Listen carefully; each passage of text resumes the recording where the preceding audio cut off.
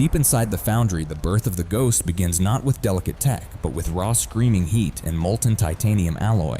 Giant crucibles pour rivers of liquid fire, transforming distinct base metals into a high-strength alloy destined to rule the skies above the battlefield. Workers in heavy leather withstand temperatures that would melt lesser men, guiding the scorching liquid into massive industrial molds for the central fuselage. The air shimmers with intense radiation as the glowing metal begins to cool, locking in the molecular structure required for supersonic flight stresses.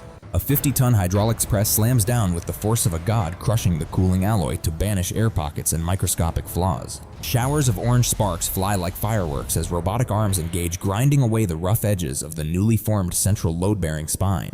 Inspectors scan the raw gray slab with ultrasound eyes, searching for cracks deep inside the metal that could spell disaster at 30,000 feet. While the spine cools, other furnaces roar to life, melting aluminum sheets that will soon become the lightweight skin of this predatory warbird. Lasers scream across the metal sheets, slicing through thick plating with surgical precision to create the intricate ribs that give the wing's shape. These ribs are the skeleton of the beast, engineered to flex under high G-forces without snapping when the pilot pulls a hard vertical climb.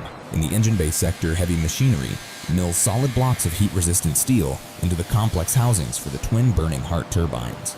Coolant floods the cutting floor as carbide drills bore holes for thousands of rivets, turning silent metal blocks into complex aerospace engineering marvels. It ain't just metal anymore. We bake carbon fiber sheets in massive autoclaves, creating parts lighter than plastic but harder than hardened tank armor.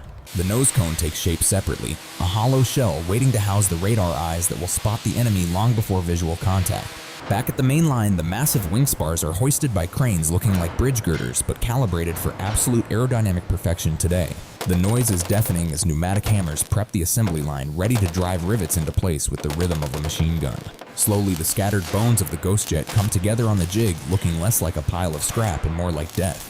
Techs lay out miles of stainless steel tubing, the veins of the aircraft that will carry high-pressure hydraulic fluid to the control surfaces. Workers seal the internal fuel tanks with chemical compounds, ensuring not a single drop of volatile jet fuel leaks during a high-speed dogfight. The foundation is set, the metal is cold and hard, and the factory floor vibrates as we prepare to marry the major sections together. Computer-controlled cutters spin up to screaming speeds, carving into titanium bulkheads to shave off mere microns of dead weight for maximum aerial speed. Over in the propulsion lab, technicians assemble the compressor blades, stacking them like razor-sharp daggers into the dark heart of the twin engines. These engines aren't just motors. They are controlled explosions waiting to happen, designed to push 30,000 pounds of thrust out the back. We mill the mount for the 30mm cannon directly into the frame, ensuring the violent recoil doesn't rip the nose apart during combat. Miles of copper wire are braided into thick harnesses, snake eaters threading the nervous system through tight spaces where human hands can barely reach. The wings are brought in on heavy chains, massive slabs of lift that are bolted to the fuselage with fasteners chilled in nitrogen. As those frozen bolts warm up, they expand rapidly, locking the wings to the body with a grip tighter than any weld could offer. Fabricators hammer out the complex curves of the air intakes, ensuring the engines gulp down enough oxygen to scream without choking at altitude. Heavy struts of the landing gear are forged from high-tensile steel, built to take the punishment of slamming onto rough concrete runways at speed. Technicians bleed the hydraulic lines, purging air bubbles to ensure the flaps and ailerons twitch instantly at the slightest touch of the stick. The cockpit tub is lowered in a titanium bathtub meant to protect the pilot from ground fire while he rains hell from above. We mold the canopy glass from thick polycarbonate, heating it until it sags into the perfect bubble shape for unobstructed visibility during a dogfight. The radar dish is slotted into the nose, a complex array of sensors that turns this flying brick into an all-seeing predator. Before the skin goes on, we spray every inch with zinc chromate primer, a toxic green coat that fights off corrosion from salt air. Riveters move in swarms, driving thousands of fasteners flush against the skin to keep the air flowing smooth over the deadly curved surfaces. The crane lowers the twin RD-33 engines into their bays, sliding the power plants home with a metallic clank that echoes through the hall. Mechanics swarm the open bays, hooking up fuel lines and sensors, finally connecting the beating heart to the brain of this aluminum shark. The twin vertical stabilizers get bolted on the back, the rudders that will let the pilot slice through the air and turn on a dime. We install the ejection seat, last a rocket-powered chair that is the pilot's final ticket out if the mission goes south in a hurry. The structure is complete, a gray ghost sitting heavy on its gear, looking like a dormant beast waiting for the spark of life. Techs slide the black boxes into the nose-jamming advanced avionics into the tight rack to give this killer its digital brainpower today. Soldering iron smoke as we fuse delicate circuits, ensuring the targeting computer never glitches when the pilot locks hard onto a hostile bandit. The heads-up display glass gets polished and aligned, projecting green targeting data directly into the pilot's eyes so he never looks down once. Under the wings, we bolt on the heavy pylons the steel claws that will hold missiles capable of erasing targets from miles away. We calibrate the 30mm cannon feed, making sure the belt of high-explosive shells cycles through the chamber without jamming during a strafing run. Chaff and flare dispensers are wired into the tail, the desperate shield that will confuse heat-seeking missiles trying to blow this jet apart. Workers start closing up the access panels, sealing the guts of the machine behind smooth aluminum plates to ruin the enemy radar return. The jet is towed into the paint barn where the air is thick with chemical fumes and the floor is stained with overspray. Sprayers coat the metal skin in radar-absorbent gray paint, a matte finish designed to make this deadly machine disappear into the cloudy horizon. Electricians hook up the ground power unit, sending the first surge of voltage through the miles of wire to wake the system up. Dashboard lights flicker on for the first time, a Christmas tree of warnings and checks that tells us the brain is fully online.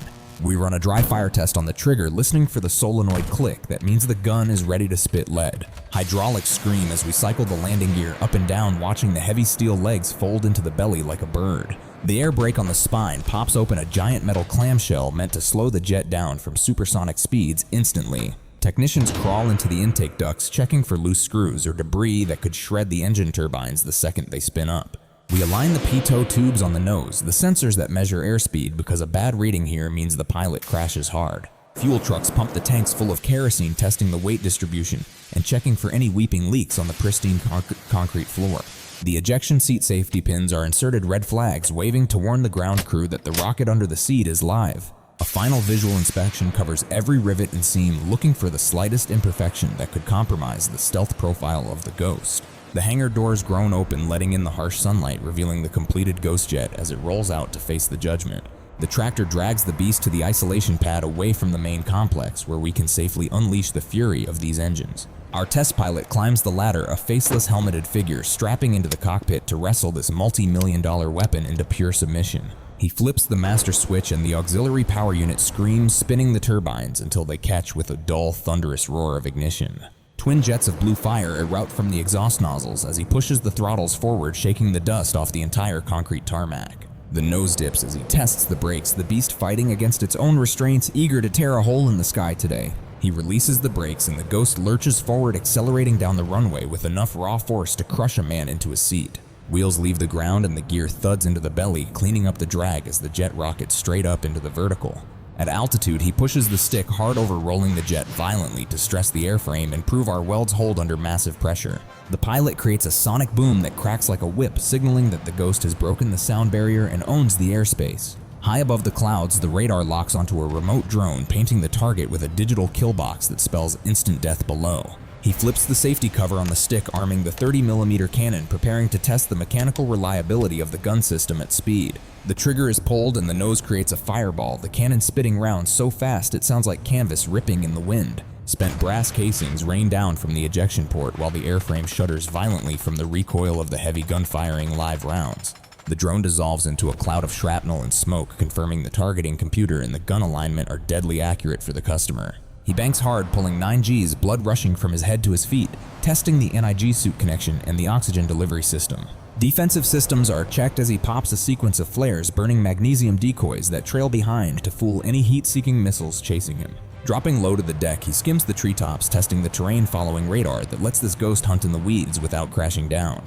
The fuel burn is efficient and the engines remain cool, proving the cooling systems we milled can handle the heat of total combat war. He lines up for approach, slowing the metal brick down to landing speed, trusting the flaps to keep him airborne until the wheels touch. Tires screech on impact and the drag chute deploys a blossoming flower of silk that strangles the speed and brings the beast to rest. The ground crew swarms the hot jet, checking for leaks or cracks while the engines tick and ping as the metal finally cools down. Inspectors hook up laptops to the data ports, downloading terabytes of flight metrics to ensure every system performed exactly within the lethality parameters. We strip the scorched paint off the gun ports, cleaning away the carbon residue left from the violent expulsion of 30mm high-explosive rounds. Once the green light hits the board, the disassembly begins, because this bird is being shipped halfway across the world in a wooden box. Mechanics drain the volatile jet fuel and toxic hydraulic fluids, leaving the veins of the aircraft bone dry to prevent fires during heavy transport. Technicians carefully remove the sensitive nose cone radar, packing the delicate eye of the beast into a shock-proof container lined with thick foam padding.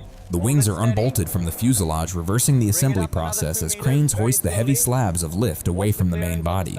We wrap the crystal clear canopy glass in layers of protective film, ensuring no scratches ruin the pilot's view before he even sees combat.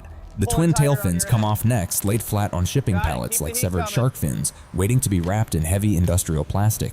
Carpenters build the massive shipping cradles, hammering together heavy timber that smells of pine, contrasting sharply with the smell of oil and burnt metal. The stripped-down fuselage is hoisted by the overhead gantry, dangling in the air before being lowered gently onto the custom-built wooden transport sled today.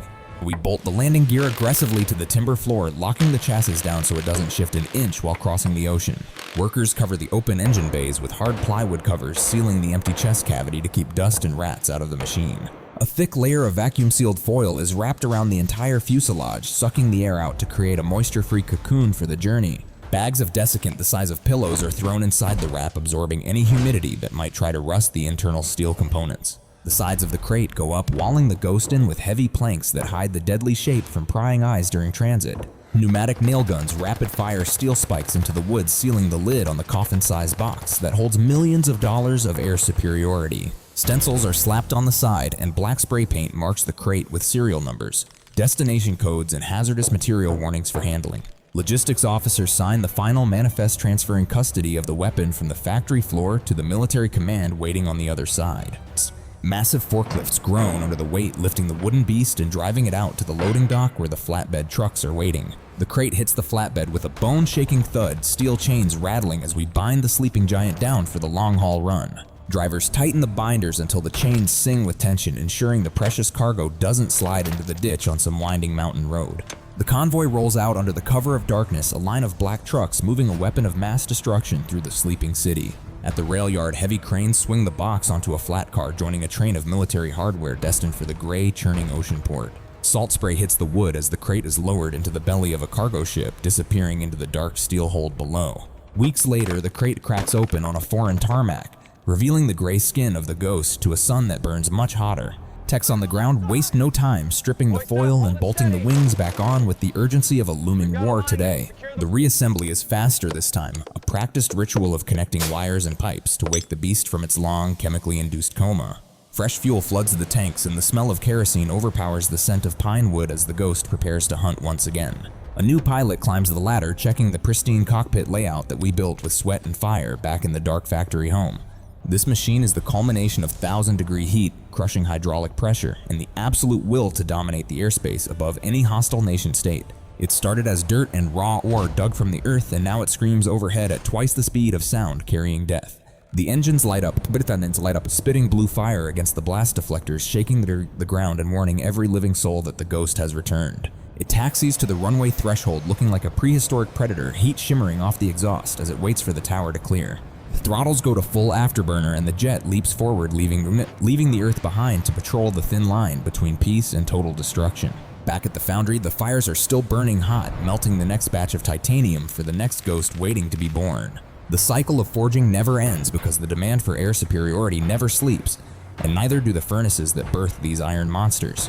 Every rivet we drove, every weld we laid, it all matters now as that pilot trusts his life to our metal in the sky. We build them strong, we build them fast, and we build them to kill. Forging the ultimate tools of war, from blood, sweat, and steel. The Ghost has gone a shadow in the clouds, but the factory remains ready to hammer out the next legend from the molten fire.